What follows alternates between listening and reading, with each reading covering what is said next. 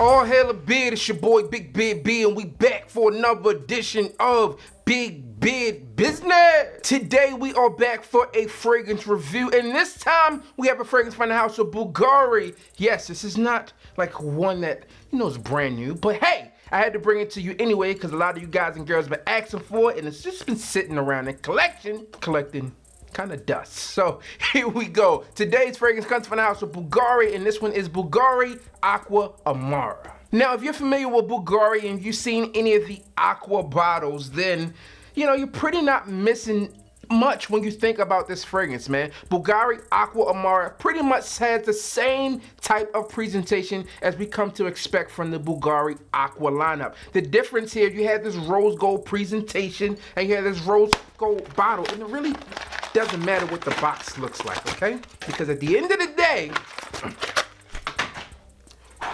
we just do the same thing. Fuck the box. Now, Bulgari classifies Aqva Amara as this woody, citrus, aquatic fragrance, and I believe they hit the nail on the head, especially if you take a look at the note breakdown. Some of the key notes here are Sicilian mandarin, neroli, rich water, Indonesian patchouli, and just some other things, man. But nonetheless, you can tell that this one is going to be aquatic. Now, over the years, I think I've been pretty transparent about not being the biggest fan of neroli-based fragrances, although there are some that I do enjoy. Some that immediately come to mind are like Mugler's Cologne and also Al Hermine Neroli Canvas. Those two fragrances really stand out to me in terms of being neroli fragrances that I do enjoy, so let's see how this one stacks up. And if you've been tuned into the channel for a while, I've dropped subtle hints about how I feel about this one, but you may or may not have picked them up, so now we must dive in. Now, Aqva Amara has been in my collection for about 2 years or so, and as you can tell,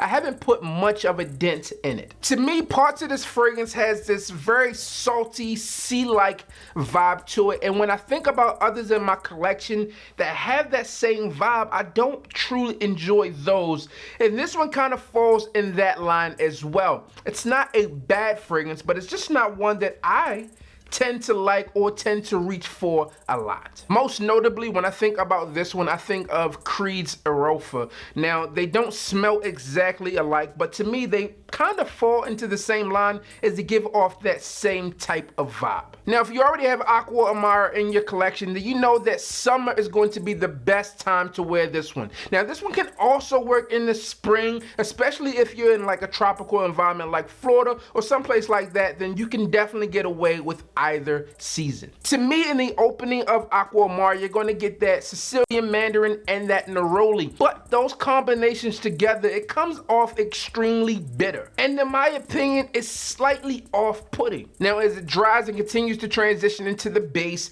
you definitely get more hints of that neroli, but again, it's more of a continuation of that bitterness that you get from that orange in the top notes. As it further develops on my skin, it comes across as this airy, musky scent with a hint of salt to it as well, and that has that aquatic vibe, and I think a lot of that is drawn together by that patchouli variant that it has in here as well. I know there's an audience out there for this one, but I'm not a part of that bunch. If I'm looking for something that's going to fit this same type of vibe with that bitterness and that orange, and I personally am going to go for Terre de Hermes Ultra Fresh. I like that one a lot more than Aqva Amara. But hey, maybe it's just me. Now, you can tell from the amount of juice gone here or lack thereof, I haven't worn this a ton, but during my times wearing this fragrance and testing it, I've never gotten a compliment. Now, that's not to say that you won't, and some of you guys and girls out there like, look, Big B, we are not wearing fragrances for compliments.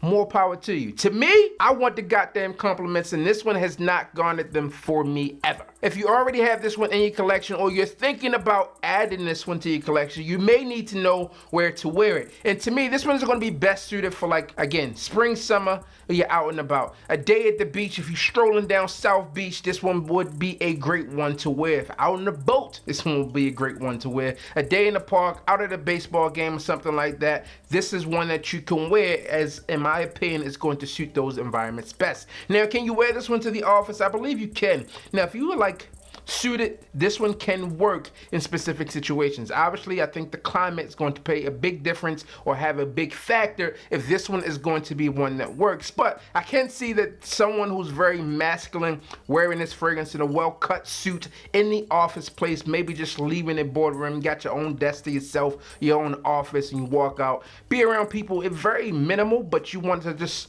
have a slight impact on them throughout the day. I think this one could work in those types of situations. Now, like most Bulgari fragrances, I would urge you to not to purchase this one retail. Like, the only time I'm going to tell you to purchase this one retail is if you're like at a discounter, TJ Maxx, Marshalls, Burlington, something like that, and you find it for a steal. This one can be had online for generally about $50 to $60 less than you can find this one in a place like Dillard's or Macy's. So make sure you're doing your due diligence and your homework prior to picking this one up, unless you just don't care. You want it right then and there. You're like, look, Big BB, I got money to blow. Then, you know, do what you do. In my personal opinion, this one's going to get a 6 out of 10. Again, I understand there's a market out there for this fragrance and others like it, but this one and others that I have like that do not, you know, are not ones that I'm going to reach for a lot. Now, I do see why people will wear it, but it's not one for me. Therefore, I'm giving it a 6 out of 10. That's my take on Bvlgari Aqva Amara. What are your feelings on this? You say, Big BB, like, you tripping, big dog. You tripping.